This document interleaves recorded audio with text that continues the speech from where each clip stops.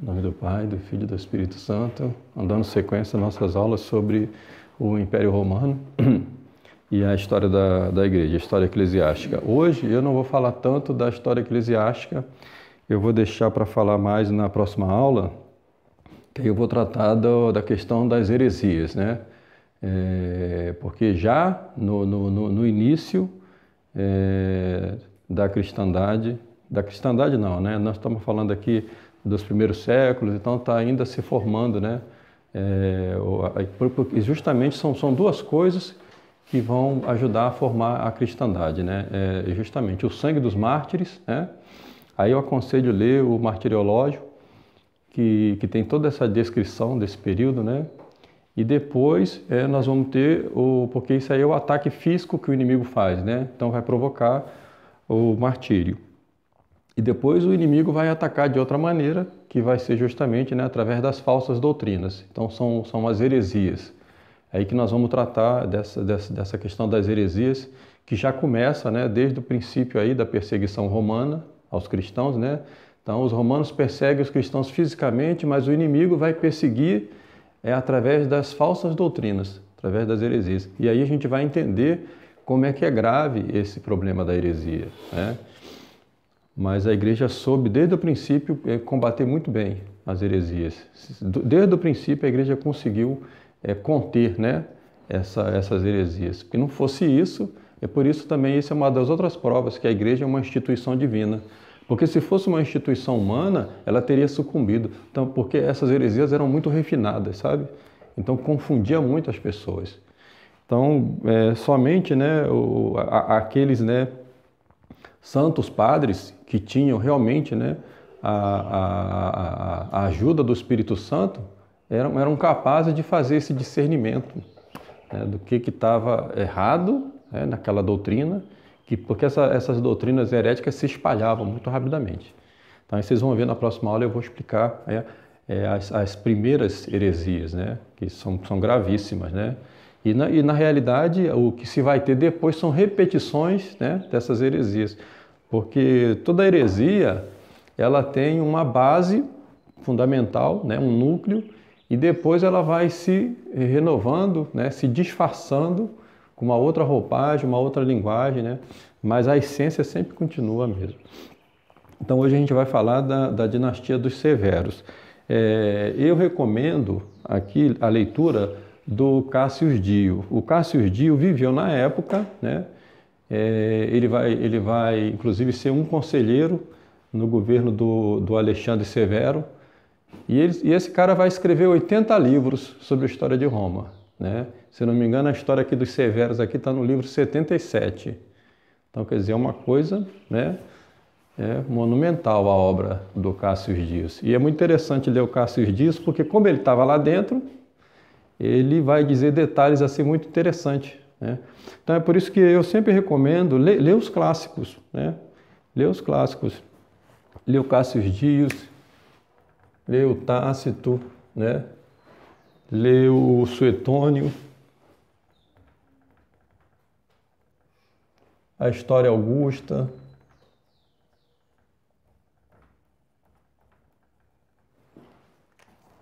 Então, assim, sobre Roma antiga, nós temos uma riqueza de documentação.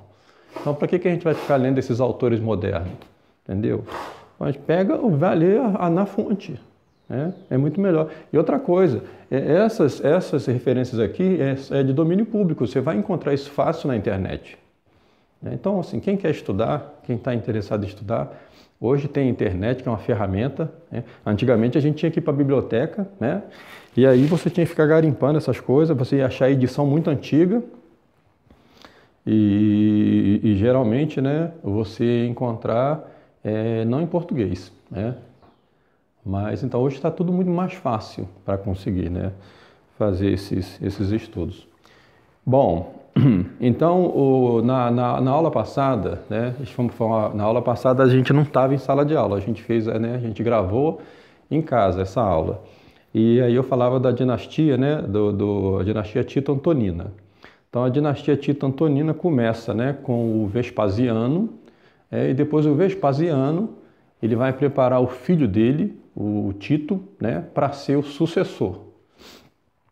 Então aqui a gente vai ter, né, nessa dinastia Tito-Antonina, nós vamos ter com o Vespasiano, de fato, uma sucessão dos filhos do imperador, coisa que a gente não via lá na dinastia Júlio-Claudiana. Na dinastia Júlio-Claudiana, a gente via como é que era, né? O imperador nunca conseguia que o filho dele fosse seu sucessor.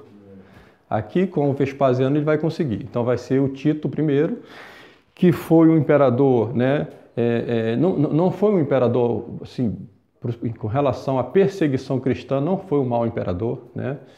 Ele não perseguiu os cristãos, embora aquelas leis, né, de perseguição, já desde a época de Nero, permanecessem. Ele não revogou essas leis, mas ele não se ocupou de ficar perseguindo cristão.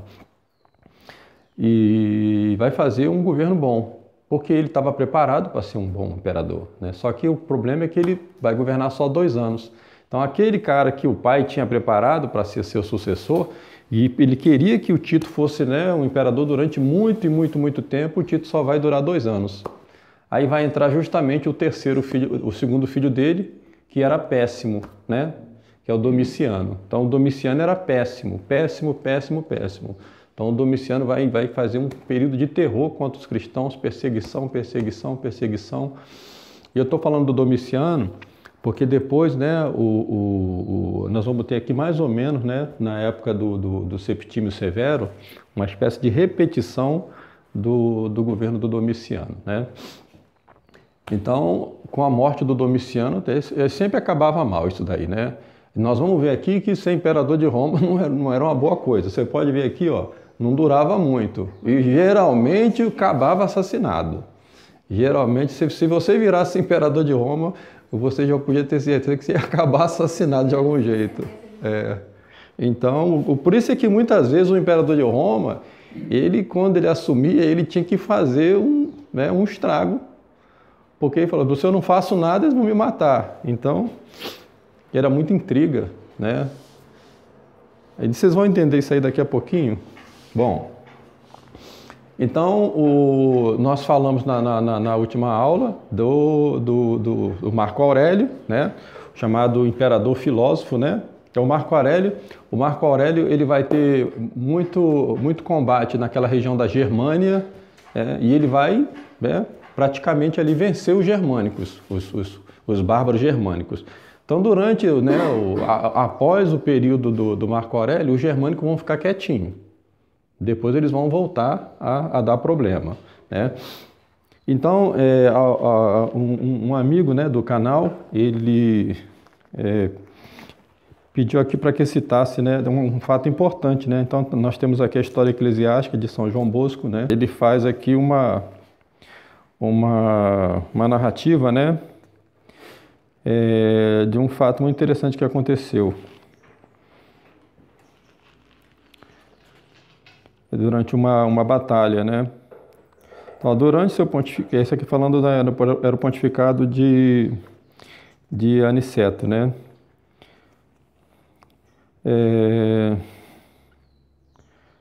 Então, durante o pontificado, né, de São Aniceto, Deus fez um milagre que foi causa de que o imperador Marco Aurélio olhasse com melhores olhos os cristãos. Então, esse fato aqui que é interessante, né? Achava este príncipe em guerra, né? Então, Marco Aurélio estava em guerra com os povos bárbaros.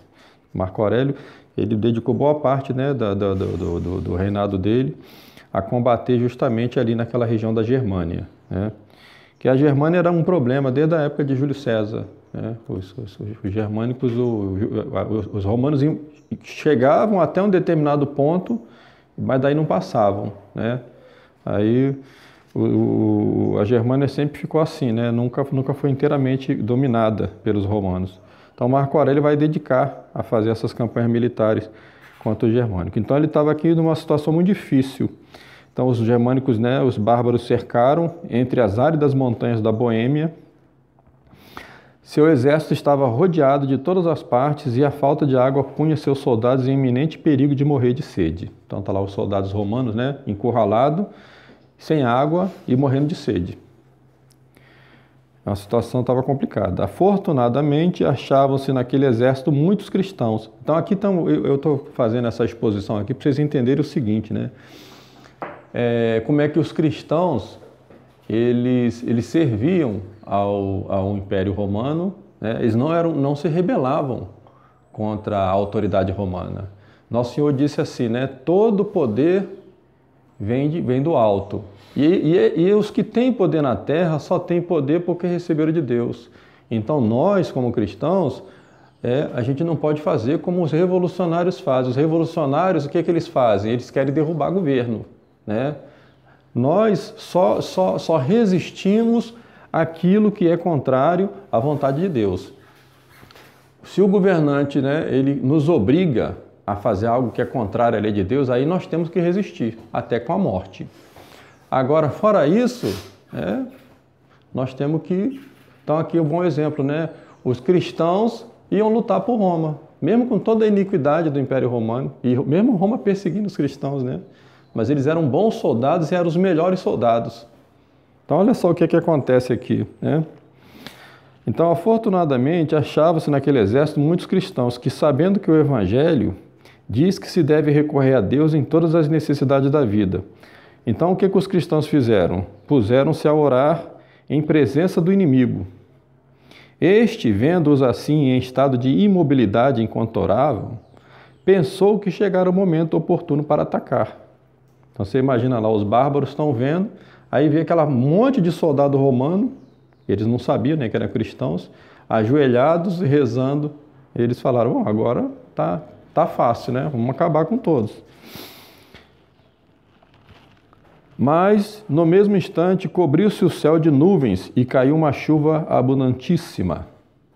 Então, aí caiu aquela pancada de chuva, né? Ali onde estavam os romanos. Ao mesmo tempo que uma espantosa chuva de pedra, acompanhada de frequentes raios, caiu sobre os bárbaros. Então, água sobre os romanos mataram a sede e pedra em cima dos bárbaros. Olha que coisa, né? Coisa impressionante, né? E os dispersou, matando a muitos, deixando completa vitória aos romanos. Estes já estavam a ponto de render-se pela grande sede que sofriam, mas sentindo chover, e levantaram seus olhos para o céu a fim de dar graças a Deus. Recebiam a água em suas bocas abertas, e conjuntamente com ela criaram novas forças e valor. Narram este acontecimento todos os escritores cristãos e gentios daquele tempo.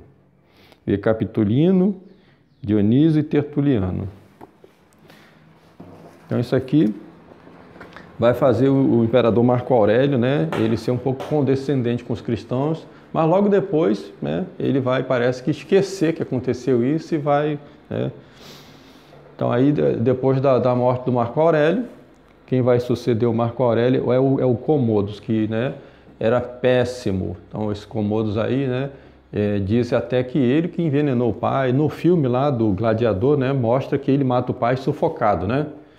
Aí o pai está numa campanha militar, lá na região da Germânia, no acampamento, e isso no filme, né? No filme mostra essa cena, né? E aí o pai reconhece que o filho é péssimo, mas fala assim, a culpa é minha, né? Se você é ruim como filho, porque eu falhei como pai. Aí o pai chora, né? Aí ele abraça o pai, chorando também, só que o que ele faz? Ele segura o velho e não solta mais, né? Aí vai sufocando e o velho morre sufocado. Isso no filme, né? Não duvido que tenha sido isso, né? Porque esse Comodo era encapetado. E ele dizia que ele era a reencarnação de Hércules. Pra você ter uma noção do sujeito como é que era. Então, virou imperador e era um sujeito espetaculoso. Ele ia para as arenas lutar com os gladiadores, né? Só que, claro, né, ninguém podia machucar ele, né? Aí ele saiu filho de Hércules, né? Então um sujeito como esse não podia durar muito tempo também, né? Logo também a guarda pretoriana vai acabar com ele. Então a gente vê aqui que, né, que a essência do Império Romano era primeiro, né? Se você ter a guarda pretoriana do seu lado e ter o exército, né, sob controle. Bom, então aí morre o Comodos, né?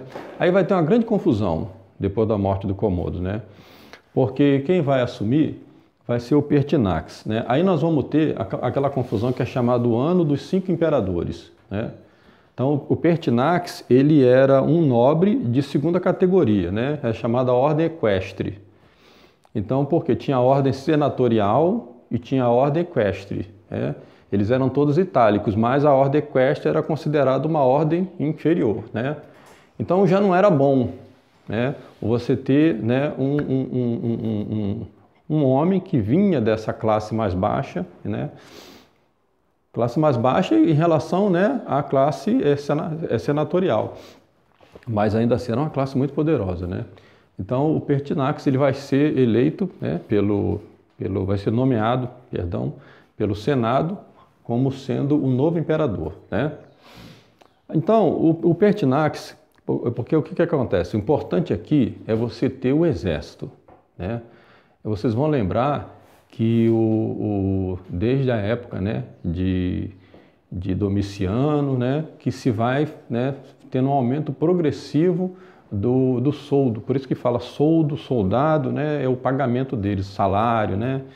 Disse que o nome salário vem de sal, né, porque eles recebiam, né, uma pedra de sal. O sal era valioso, né? Então era muito importante você manter o soldo, né, o salário dos soldados ali sempre num nível. Então o imperador, quando entrava, queria ganhar, né, a confiança do exército, ele dobrava o salário e tal. Então é o que vai fazer o Pertinax. O Pertinax ele vai prometer triplicar, né, o salário do exército, né, só que ele não vai conseguir pagar, né? Ele não vai conseguir, porque sempre que entrava um imperador desse mais doido, como o caso do Comodos, as finanças arruinavam, né? Então o Pertinax entra com uma promessa, né? Ele fala, não, se eu for nomeado imperador, eu vou triplicar o salário do meu exército. Só que ele não consegue fazer isso. Então, né, a guarda pretoriana mata o Pertinax. E aí a guarda pretoriana mata o Pertinax e o que eles vão fazer? Eles vão fazer uma espécie de leilão do império. Olha que coisa de louco, né? A gente fala leilão aqui, tá? Mas entenda-se que não é exatamente, né, um leilão. É uma maneira de falar, por quê? Porque quem é que vai ser o novo imperador? Aquele que prometer dar mais para o exército, né? E aí quem é que vai fazer isso? Vai ser o Didio Juliano. Então o Didio Juliano ele vai vencer esse leilão. Vai ter vários candidatos assim, não, eu vou dar tanto de aumento para os soldados, eu vou dar tanto de aumento. O Didio Juliano vai cobrir a aposta, entendeu? E aí vai ser, né, nomeado o imperador de Roma. Então era uma coisa assim, o cara virava imperador num mês, no outro mês já caía. Bom, então enquanto essa situação está acontecendo, né, já caiu o Pertinax, tá vendo que é tudo o mesmo ano. Aí entra o Didio Juliano, né, e aí 3 generais vão começar a reivindicar também o direito de ser imperador. Então lá o general lá da Britânia, que era o Cláudio Albino, o general da Panônia, que era o Septímio Severo, né, e o general da Síria, que era o Pescenio Níger. Então esses 3 aí, né, vão entrar numa disputa também pelo poder. O Septímio Severo, né, ele vai direto para Roma, ele está mais perto de Roma. Então ele vai direto para Roma. Quando ele chega em Roma, ele já pega o coitado do Didio Juliano e já corta a cabeça dele. Acabou o Didio Juliano, entendeu? E aí, mas aí ele vai ter que enfrentar esses outros 2 aqui, né? O Cláudio, ele vai pensar assim, bom, eu vou ficar do lado do Septímio Severo, vou tentar fazer um acordo com ele para que ele me nomeie sucessor. Ele já está pensando em matar o Septímio Severo para depois virar imperador.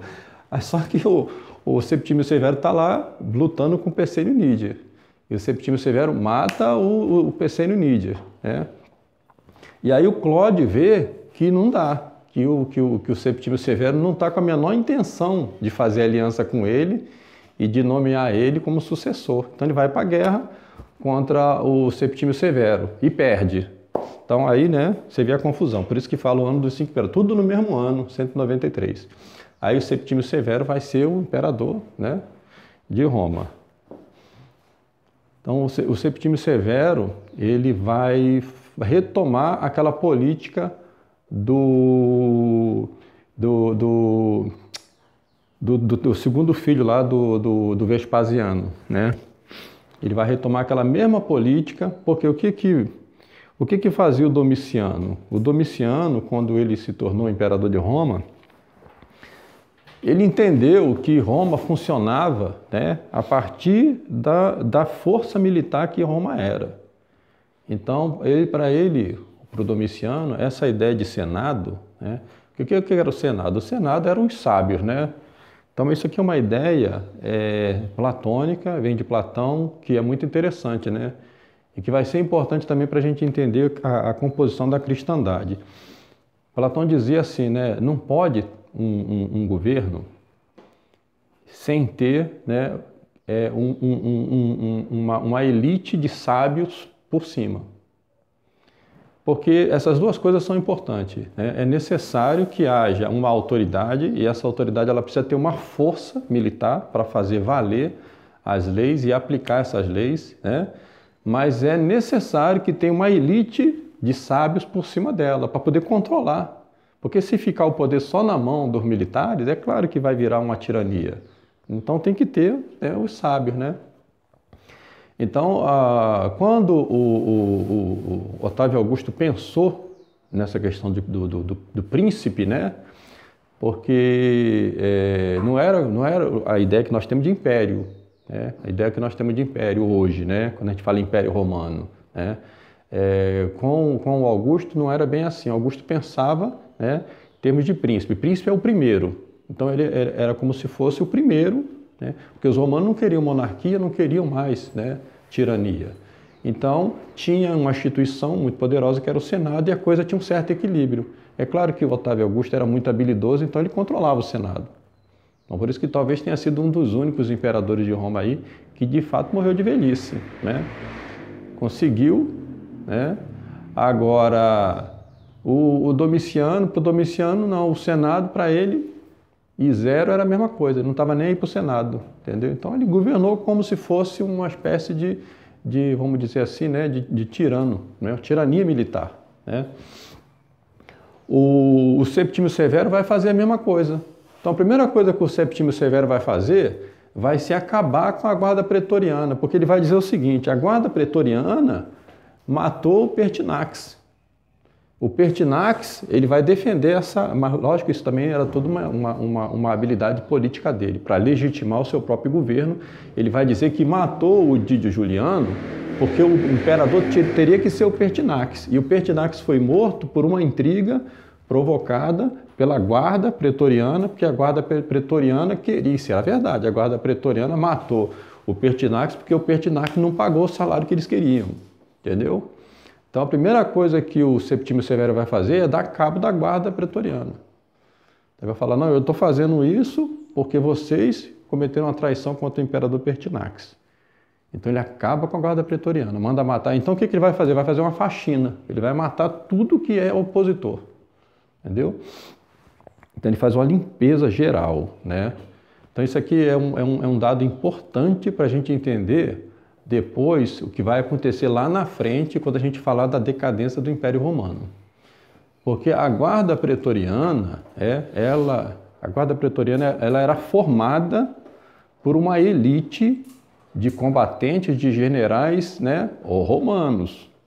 A partir do Septímio Severo isso vai mudar, porque o Septímio Severo ele vai criar uma outra guarda. Mas essa guarda que ele vai criar, ela vai ter elementos provincianos. Então vamos pensar aqui, né? Roma tinha várias províncias. Todo o setor que Roma dominava virava uma província romana. Então era assim, estrangeiros, né, que eram agregados ao Império Romano. Então nós vamos ter agora na guarda, né, pessoal do Septímio Severo, nós vamos ter um monte de generais que não são romanos. Né, são provincianos, eram chamados de provincianos. Entendeu? Então isso vai mudar um pouco a cara do status, né, do próprio exército romano. Então isso aqui vai ser fatal depois para a decadência do Império Romano. Isso aqui vai ser um fator, nós vamos ver lá nessa aula ainda como é que isso aqui vai ser uma coisa fatal, né? Então, o Septímio Severo dá cabo, né, dos seus adversários, né, políticos, e ele tinha, né, um amigo, que ele tinha uma confiança extrema nesse amigo dele. Aí eu esqueci de mencionar que ele, né, ele vai, lógico, né, ele para legitimar o governo dele, né, ele, afinal de contas, ele está fazendo isso porque o Pertinax tinha sido assassinado, então ele vai mandar construir várias estátuas, né, do Pertinax por todo o Império Romano, né, mas não é porque ele está querendo homenagear o Pertinax, é porque ele está justificando, né, e legitimando o próprio governo dele.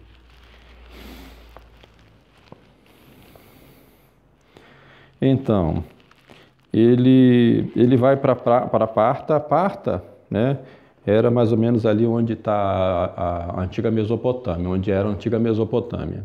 Então ali tinha, né, o Império Parta. O Império Parta era também uma pedra no sapato de Roma. Os romanos nunca conseguiram conquistar aquela região, né? Na época de Adriano, Adriano tentou, chegou perto ali, né? Conquistou alguma coisa, Trajano conquistou alguma coisa ali também, mas o Império Parta permanecia ali de pé, né? Então o Septímio Severo vai para lá, né? E nessa época que ele parte para o Oriente, né, para combater o Império Parta, ele já tinha 2 filhos, né? Ele tinha 2 filhos, o Caracalla e o Geta. Só que esses 2 filhos, na época, tinham menos de 10 anos de idade. O Caracalla era o mais velho e tinha 10 anos de idade. O outro devia ter uns 8 anos de idade. Então ele deixa, né, em Roma como uma espécie de imperador, né? Como se diz? Quando é temporário o cargo, né? O grande amigo dele, então ele tinha esse grande amigo que ele confiava demais, né? Que era o Plausiano.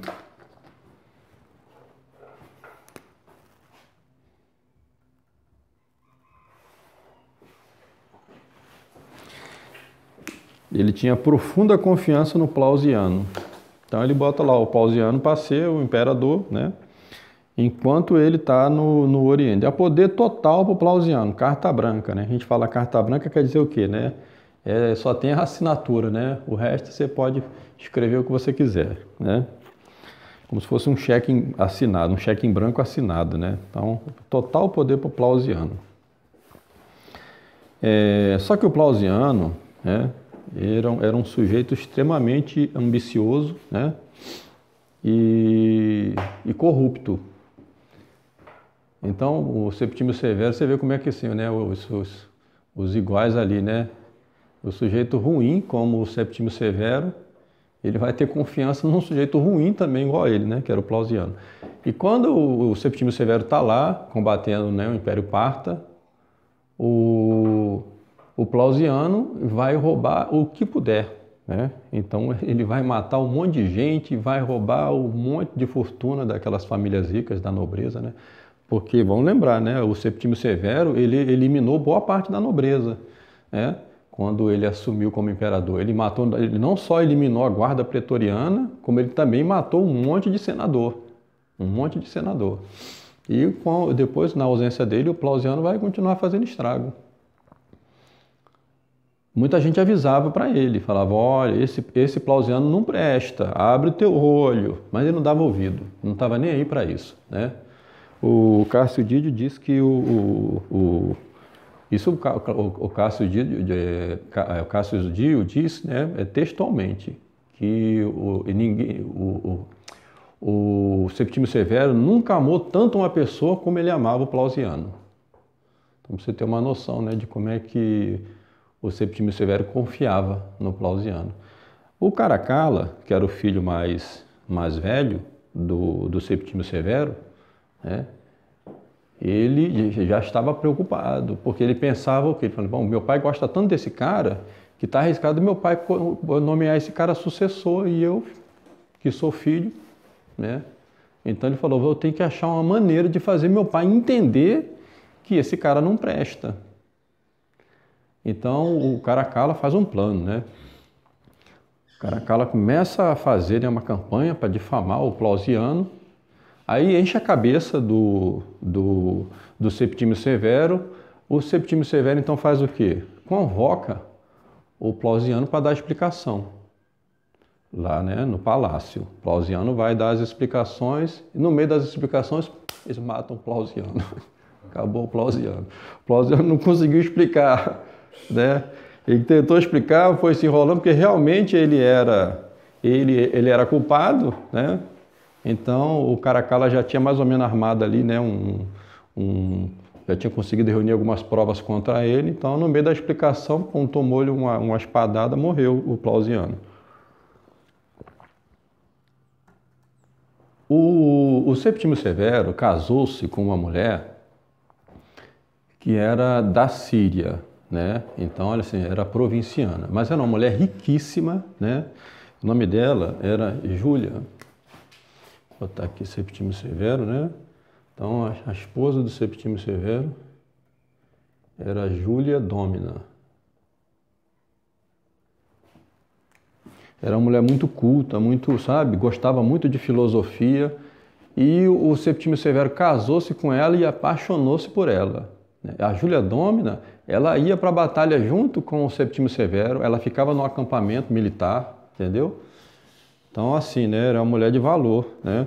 E ela era mãe desses dois caras aí, o Caracalla e o Geta, né? O Septímio Severo vai para o combate, eu acho que também naquela região ali da Germânia, e adoece, né? Ele acaba adoecendo. Deixa eu falar uma outra coisa também do Septímio Severo que eu lembrei aqui, porque quando a gente foi em Roma, a gente passa ali pelo Fórum Romano, né? A gente vai descendo pelo Fórum Romano, esse fórum que tinha sido construído lá na época do Trajano. Lá embaixo, no finalzinho, né? No início da colina Capitolina, está o Arco do Triunfo do Septímio Severo. O Septímio Severo, ele mandou fazer esse Arco do Triunfo, que na verdade de um triunfo que não teve, né? Porque ele foi para a conquista da Parta e não conseguiu, né? Ele não conseguiu conquistar a Parta. Por que ele não consegue conquistar a Parta? Porque ele não conseguiu dominar uma fortaleza. Os romanos usavam umas máquinas, né, de cerco. Vocês podem ver isso aí em filme, né? Elas eram as máquinas assim, tinham rodas, né? Eram torres feitas assim de madeira, né? E aí aqueles negócios eram empurrados para poder escalar as muralhas. Umas máquinas enormes, né? Então eles usavam aquilo ali como máquina de cerco para escalar as muralhas. Só que os partas conseguiram queimar, né, incendiar todo o maquinário, né, dos romanos, né? Então o Septímio Severo volta do Oriente, né, assim, conquistou alguma coisa, mas não era o que ele queria. Mas ele falou, mas eu vou fazer o Arco do Triunfo assim mesmo. Aí manda construir o Arco do Triunfo lá, né? Então quando a gente visita Roma lá, é interessante você ver o Arco do Triunfo do Septímio Severo. E logo na subida do Arco do Triunfo do Septímio Severo que nós vamos dar naquele local, né, onde foi a prisão de São Paulo e São Pedro, né? Já mais no alto ali da colina Capitolina. Então o Septímio Severo fica doente, né? E só que os dois filhos dele, que seriam seus sucessores, né, o Caracalla e o Geta, não se entendiam. Eram dois irmãos que, né? O Geta era mais adorado pelo povo, ninguém gostava do Caracalla, né? Mas o Caracalla era o mais velho. Então, antes de morrer, né, o Septímio Severo, ele faz o seguinte, ele fala, olha, eu vou nomear o Caracalla como meu sucessor, mas o Geta vai governar junto com ele. Eu quero os dois governando junto. Ele dizia o seguinte para os filhos, no Império Romano é fundamental, né, a harmonia entre vocês, enriquecer o exército e dane-se o resto. Né? E dane-se o resto, né? Desdenhe de todo o resto. Então ele entendeu bem, né, como é que a coisa funcionava, né? A coisa funcionava assim. Então você tinha que pagar bem o exército. A Júlia Dómina, depois da morte, né, do Septímio Severo, ela vai tentar fazer as pazes entre os dois filhos. Olha só o que vai acontecer, gente. Ela vai fazer, né, um plano para que os dois filhos façam as pazes. Porque era isso que o Septímio Severo queria, a harmonia entre esses dois, né? Então ela vai marcar um encontro entre eles, num determinado local, né? Ela vai estar lá. O Geta vai, mas o Caracalla não vai. O Caracalla vai mandar os soldados ir lá matar o Geta. Então, olha que situação, né? De repente chega um monte de soldado, pega o Geta e mata na frente da mãe. O Geta corre e morre abraçado à mãe, né? A Júlia Dómina. E aí fica a história, né? Pô, quem mandou matar foi o Caracalla. Ele nunca assumiu isso, né? Ele vai ficar negando isso o tempo todo. O Caracalla, e pelo contrário, ele vai disseminar a história de que o Geta morreu em combate. Os dois estavam em combate, lado a lado, e aí o Geta tombou no combate. Essa é a história que ele vai contar. É claro que ninguém vai acreditar nisso. Em Roma e nas províncias, todo mundo sabia que o Caracalla tinha mandado matar o próprio irmão. A Júlia Dómina,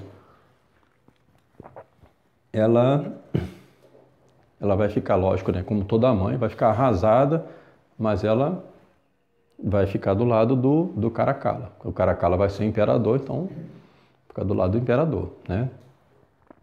Vamos pensar no seguinte, né?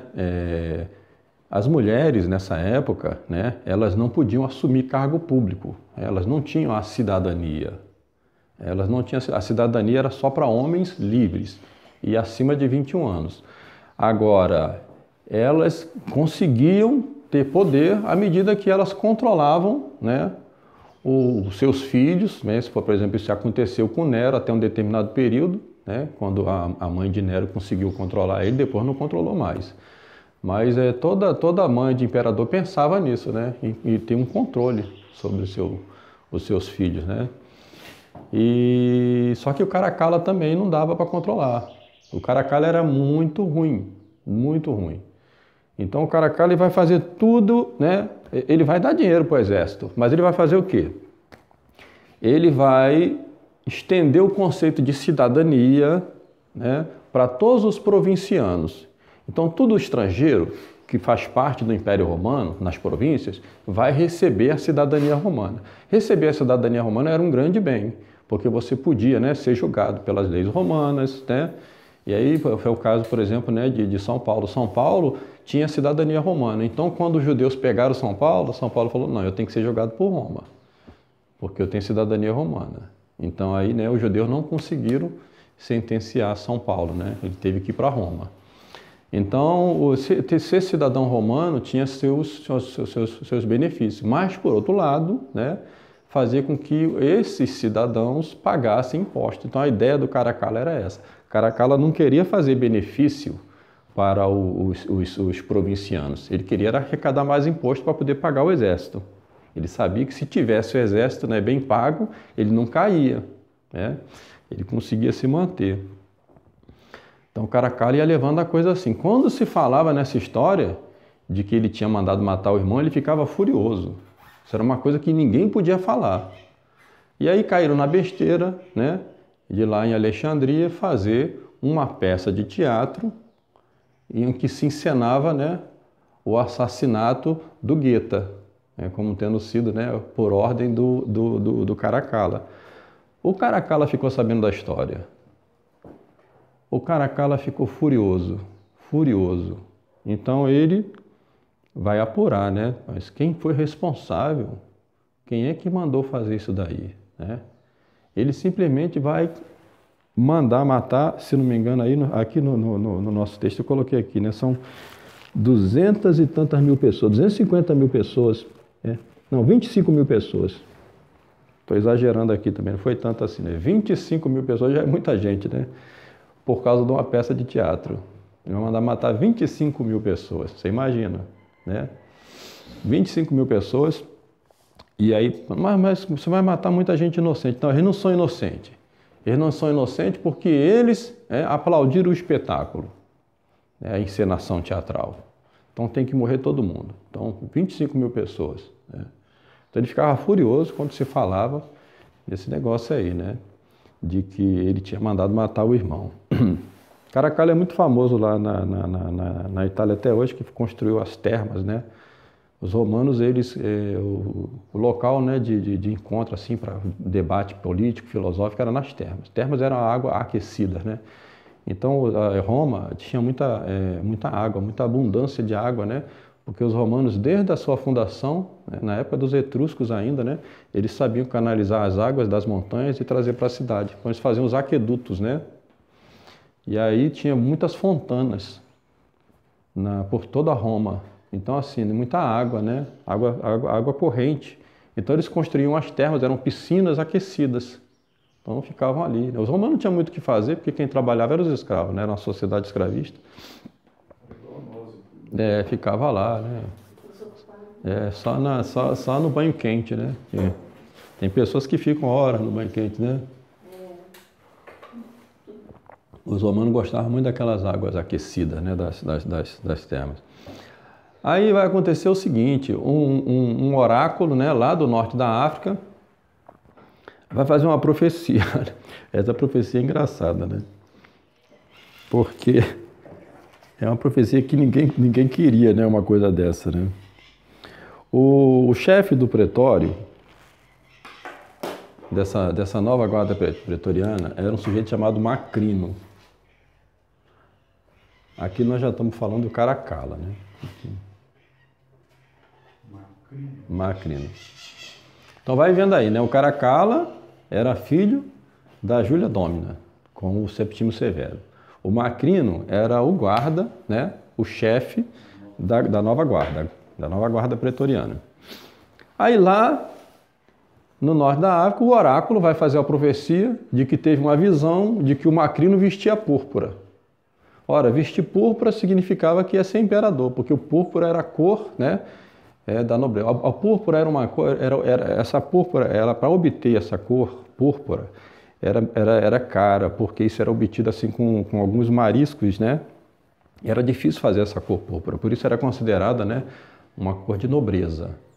Então, quando teve a profecia de que o Macrino ia vestir púrpura, o Macrino ficou com medo. O Caracalla ficou sabendo, cara, que história é essa de que o Macrino vai vestir púrpura? Você imagina o que ficou na cabeça do Macrino? Que encrenca que esse oráculo me enfiou. Aí o Caracalla chama o oráculo para explicar o negócio, entendeu? O oráculo vai e confirma, fala, não, é isso mesmo. Eu tive a visão, o Macrino vai vestir púrpura. O que você acha que o Macrino vai fazer? O Macrino fala assim, bom, eu vou ter que matar o Caracalla, porque se eu não fizer isso, ele vai me matar. Então o Macrino dá um passo na frente, entendeu? Pega e manda matar o Caracalla. E veste púrpura mesmo, vira o novo imperador. E cumpre a profecia, entendeu? Mas ele não tinha outra saída, porque se não faz isso, né, o Caracalla não ia deixar passar barato isso aí, né? Então aí vai o guarda pretoriana, chefe da guarda pretoriana, novo imperador de Roma, Macrino. Aí você tem uma quebra aqui com o Macrino, né, da dinastia dos Severos, né? Que até aqui nós estamos falando só da família, né, de Septímio Severo, né? Aí com o Macrino você vai ter uma quebra. Aí quem vai começar a maquinar vai ser a irmã da Júlia Dómina. Então a Júlia Dómina, lembra, né? A Júlia Dómina era a esposa do Septímio Severo e ela era da Síria, né? Era uma nobre da província da Síria. Ela tinha uma irmã também chamada Júlia, né? Essa aqui era a Júlia Mesa.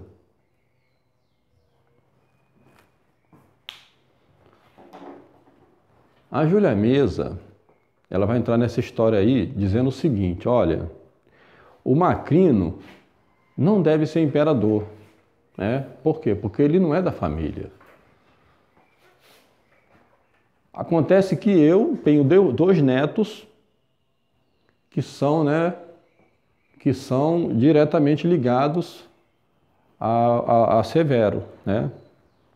Então ela vai dizer que tem um filho dela, um filho não, desculpe, um neto, né? Ela tinha 2 netos, né? Esses 2 netos eram primos, né? Ela vai dizer que um desses netos dela, o mais velho, ele, na verdade, ele era filho, né, do Caracalla, um filho que o Caracalla teve fora do casamento. Ele seria um filho bastardo do Caracalla, né? Mas como ele sendo filho do Caracalla, ele teria direito ao trono. Entendeu? O moleque na época tinha 14 anos de idade. O que vai acontecer? A guarda pretoriana, né, e o exército, eles vão ficar divididos, porque uma parte do exército estava feliz de ter se livrado do Caracalla, né? E uma outra parte estava com bronca do Macrino, porque o Macrino, ele ao invés de manter aquele salário alto, né, do exército, ele dizia que não tinha como pagar o exército. E por outro lado, ele investia nas fortificações para guardar as fronteiras do império. Então o soldado via aquilo e pensava, ué, ele não tem dinheiro para pagar o exército, mas está gastando, né, investindo em fortificações para poder guardar as fronteiras.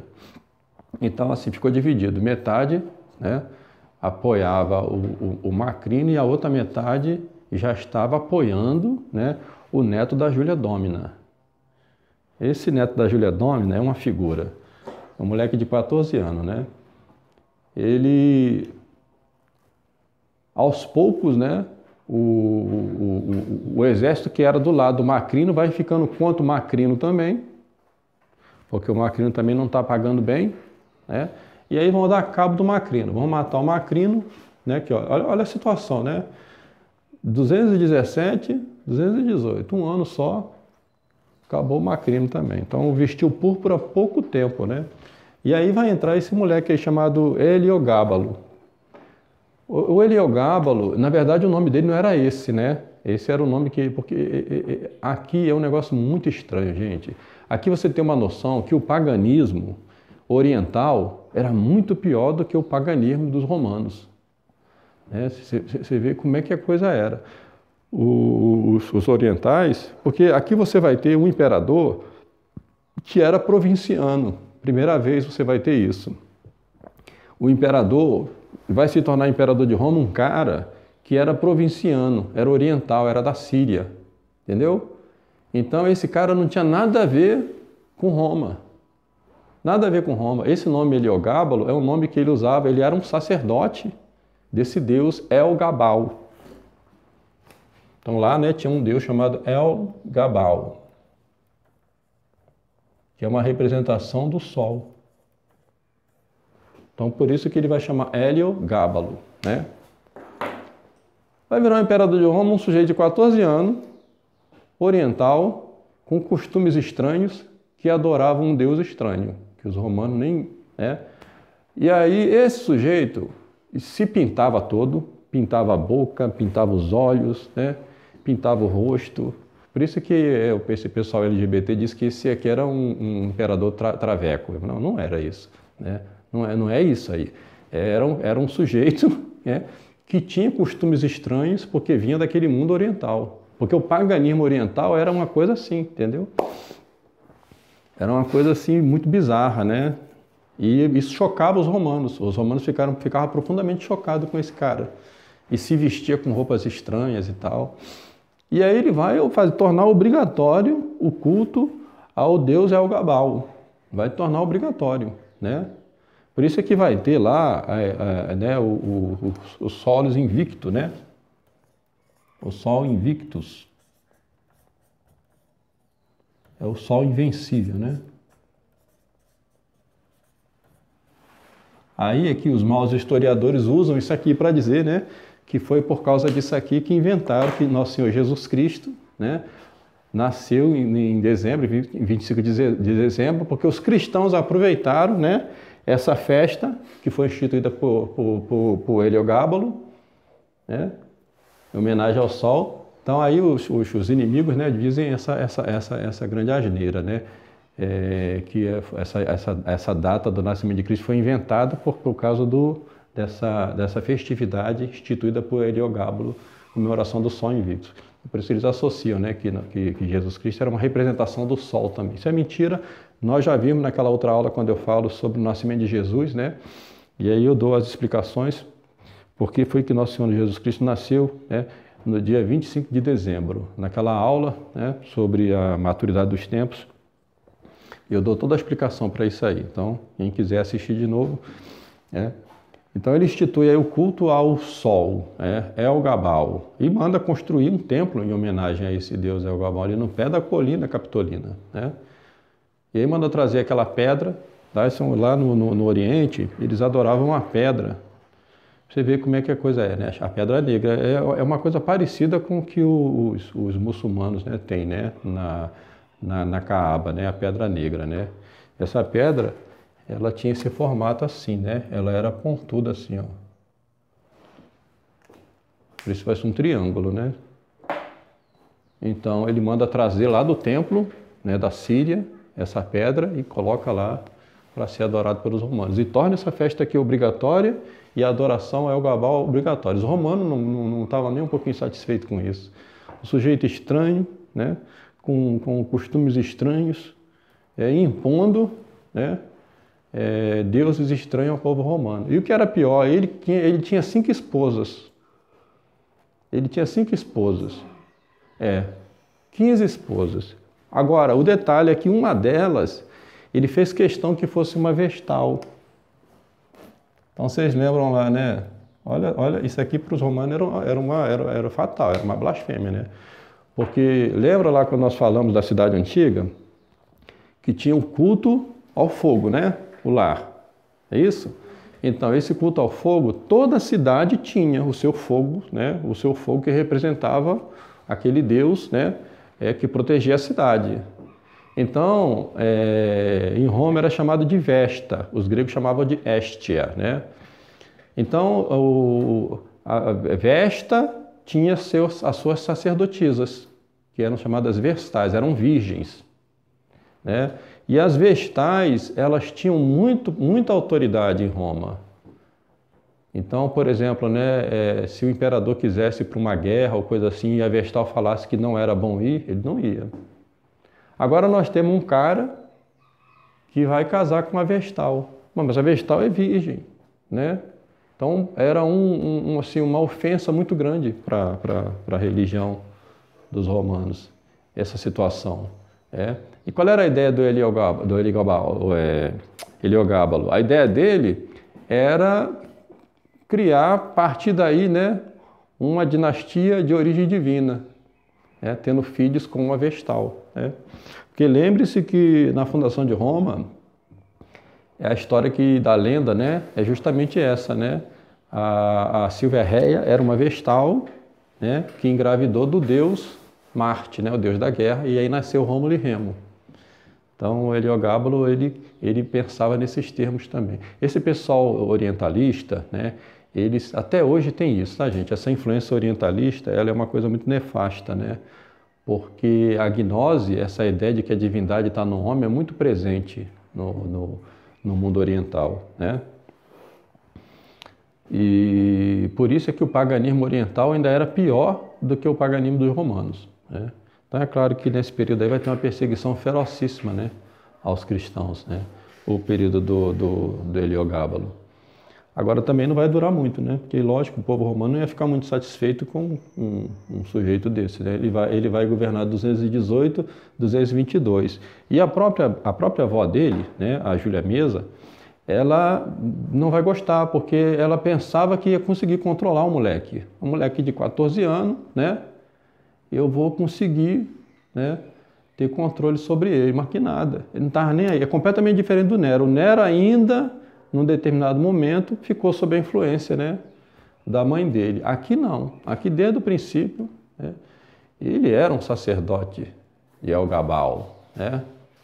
E se tornou imperador de Roma. Então não estava nem aí para a mãe dele. Então quando a Júlia Mesa viu que não ia conseguir controlar o filho, ela falou assim, bom, então, o filho não, o neto, ela falou, bom, então agora eu vou ter que derrubar esse aí e botar o outro neto. Ela tinha um outro neto que era o Alexandre, né? Que era primo do Heliogábalo. Então ela começou a planejar, né? Falou assim, bom, eu vou ter que derrubar e colocar o mais novo, né? O mais novo nessa época tinha 13 anos de idade. 13 anos de idade, era o Alexandre. E aí ela vai convencendo, né, a guarda e o exército de que não dá mais para o Heliogábalo, né?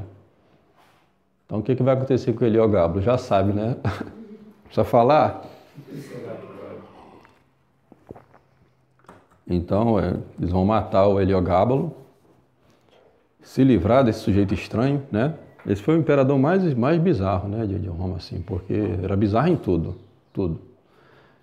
E aí, né, vai entrar o Alexandre. Alexandre, com 13 anos, vai se tornar imperador de Roma, né? Agora você imagina o que é isso, né? Ora, já tinham tido o imperador com 16 anos, com 15 anos, agora um moleque de 13 anos, você imagina, 13 anos imperador de Roma. O Cadu está em 14, né? Você imagina, 13 anos você se tornar imperador de Roma. Era uma coisa, né? Mas ele durou. Só que o que acontece é que no mundo antigo, né? É que depois, né, na modernidade, nós vamos fazer essa distinção mais claramente, né? Infância, juventude, adolescência e tal. No mundo antigo não tinha muito essa ideia não, entendeu? Então, a criança, para ele, não era, né, 12, 13 anos. Por isso Dom Tomás sempre fala também no sermão, né, que é muito importante a gente ter atenção com a criança já com 12 anos. Ela já tem muita capacidade de... Então, sei que um cara com 13 anos de idade era imperador. E ele vai mostrar que tinha capacidade. Por quê? Porque, ao contrário do Heliogábalo, ele vai ser um sujeito, né, obediente e vai saber ouvir os conselheiros dele. Entendeu? Então, e outra coisa, ele vai ser tolerante com os cristãos. Ele não vai ter perseguição aos cristãos no período do Alexandre, né? Alexandre Severo. Então, ele vai assumir, né, como imperador no ano 222, né? E resumindo, o Alexandre, ele não era um mau, não foi assim um mau imperador, não era uma pessoa má, entendeu? Como os outros, né?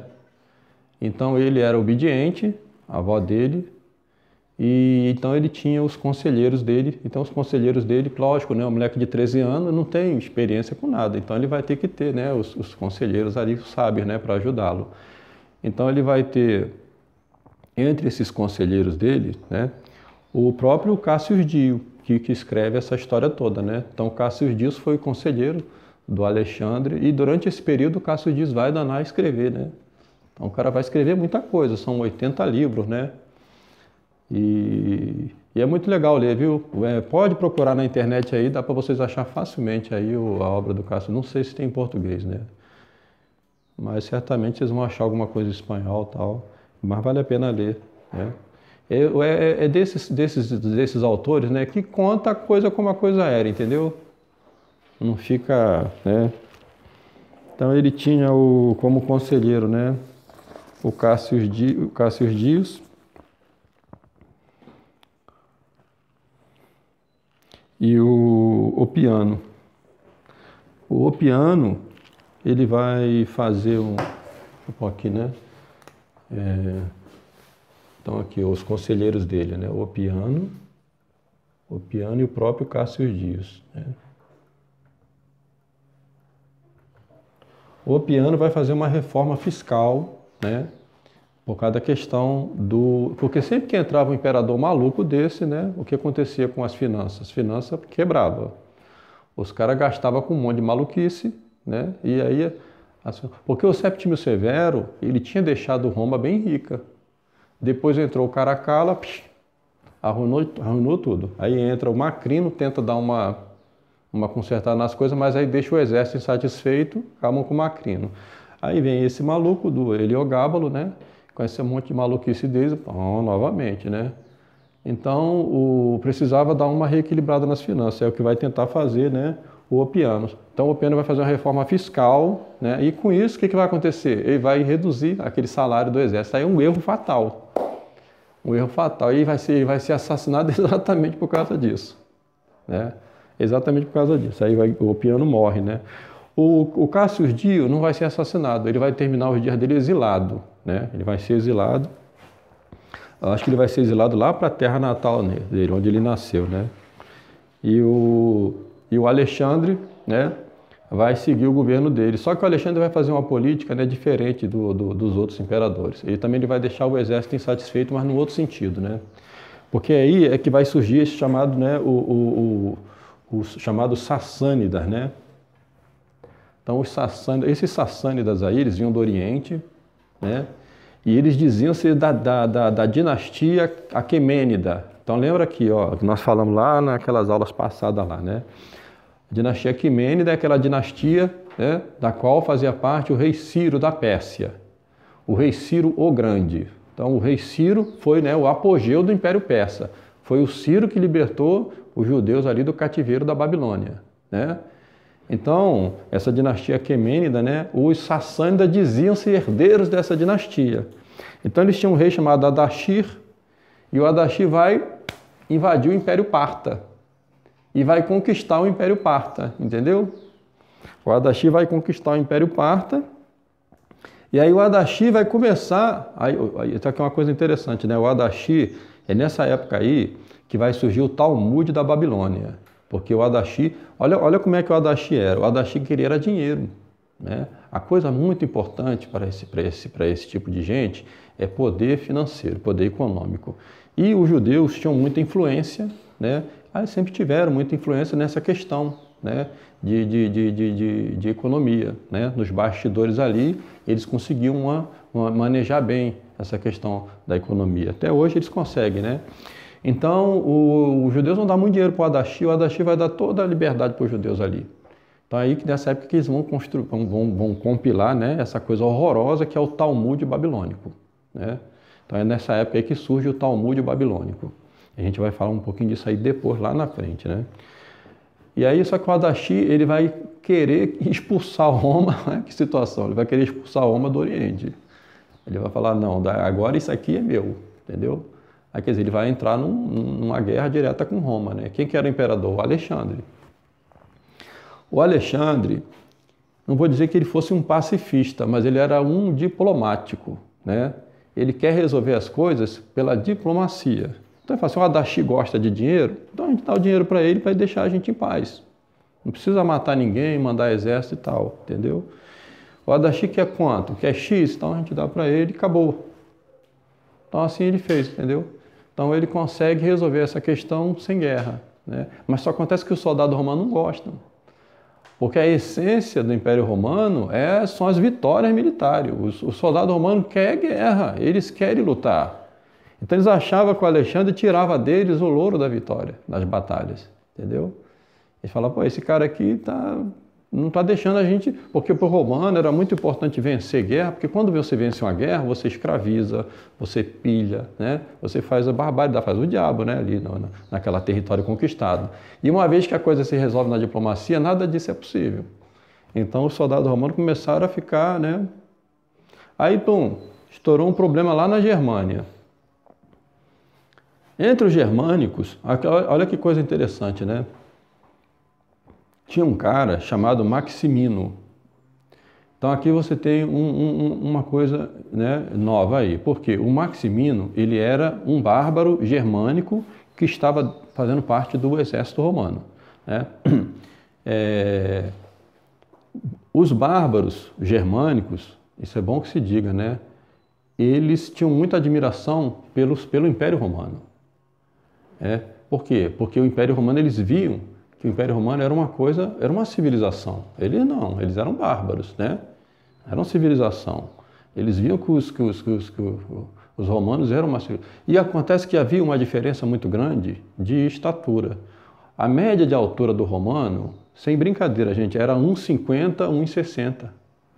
E a média de altura do germânico era 1,80, 1,90. Então, você imagina quando entrava em combate, né, os pequenos e os grandão. Só que os romanos conseguiam vencer eles, que os romanos tiravam proveito dessa diferença, né? Tem um livro que conta essa história aí, depois eu vou procurar melhor para dar referência. Como é que os romanos conseguiam, né, tirar vantagem dessa diferença de altura, né? Os soldados, né, romanos que estavam em conflito com os germânicos, aí na época do Alexandre, começaram a pensar o seguinte, falaram, olha, o Alexandre vai querer fazer igual fez lá com os sassânidas, vai querer tirar a nossa vitória, fazendo acordo. E de fato isso vai acontecer, né? O Alexandre vai fazer isso. O Alexandre vai partir para a diplomacia com os germânicos. Os germânicos ficaram sem dar problema para Roma desde aquela época lá, né, do Marco Aurélio. Marco Aurélio deu uma surra neles lá boa e aí eles ficaram sossegados. Depois eles vão voltar a dar problema, né? E inclusive o Maximino, ele foi, né, ele passou a fazer parte do Império Romano na época do Septímio Severo. Septímio Severo gostou dele. Diz que esse cara tinha 2,60 metros de altura. Seria possível uma coisa dessa? Tá lá na História Augusta. Mas o pessoal fala que a História Augusta não é uma boa referência bibliográfica, né? Porque assim tem algumas coisas. Eu francamente, é claro, você imaginar um homem de 2,60 metros de altura é uma coisa, né? Agora, eu não acredito que tivesse 1,80 m. Eu acredito que o cara devia ser realmente uma coisa, né? Uns 2,20 m e tal, né? Acredito perfeitamente. Porque você vê pelas efígies que tem ele gravado, né? Você vê o rosto dele, é aquela cara de gigante mesmo, entendeu? Aquele queixão assim, aquela cara, né, de gigante mesmo. O cara devia ter um gigantismo. Então, é claro que um homem desse assustava. Você imagina lá, a tropa toda enfileirada e você vê um cara... Então, o Maximino vai virar o líder. Pois é. Ele vai virar o líder ali, né? E vai conseguir trazer toda aquela, né, aquela legião que estava combatendo ali na Germânia, né, para o lado dele. E aí, aqui é um ponto muito importante, a questão, né, para a gente entender depois, porque aqui é que vai começar, né, o período mesmo de decadência do Império Romano. Nós estamos no século III, né? Aqui, né? O Alexandre, né, ele vai morrer em 235, né? Coitado do Alexandre, né? Ele está no acampamento, né? Ele está lá junto com a mãe dele. E aí vem, né, essa legião liderada pelo Maximino e mata ele. Quer dizer, ele morre na frente da mãe também, né? E mata a mãe dele também, né? Matam ele e matam a mãe dele. Maximino vira imperador de Roma. Então, primeira vez que você vai ter um bárbaro germânico imperador de Roma. Olha que situação. E nós já vimos de tudo, né? No Império Romano, né? Mas um bárbaro germânico se tornar imperador, a gente não tinha visto ainda. Então, esse aqui é um ponto de inflexão, porque aí você vai vendo que, a partir daqui, né, Roma vai entrar num processo de decadência mesmo, né? Aí depois do Maximino vai ter um período conturbado, né? Aí o que eu vou falar depois, né? Porque na próxima aula eu vou falar um pouco das heresias que vão acontecer durante todo este período aí, né? Até a gente chegar em Maximino. Então, o Maximino, a gente para por aqui porque foi um... Depois, quando eu, né, fizer a edição dessa aula aqui, eu vou colocando, né, as imagens dessas figuras, né? Aí vocês vão vendo. Então, imagine o que era, né? Você se livra do imperador maluco, como Heliogábalo, né? Aí você põe um imperador de 13 anos de idade. Vamos falar com um moleque de 13 anos, mas até que não foi tão mal, né? Mas o problema do Alexandre Severo era essa questão de querer, né, na diplomacia, e quanto que o soldado romano queria guerra. Queria guerra. Então, a causa da queda do Alexandre é essa, né? Simplesmente essa, né? O Alexandre, ele foi bom para os cristãos, mas aí quando entra o Maximino, amigo, aí a coisa, perseguição brutal contra os cristãos, começa de novo, entendeu? Então, aí na aula que vem a gente fala sobre as heresias. Em nome do Pai, do Filho e do Espírito Santo.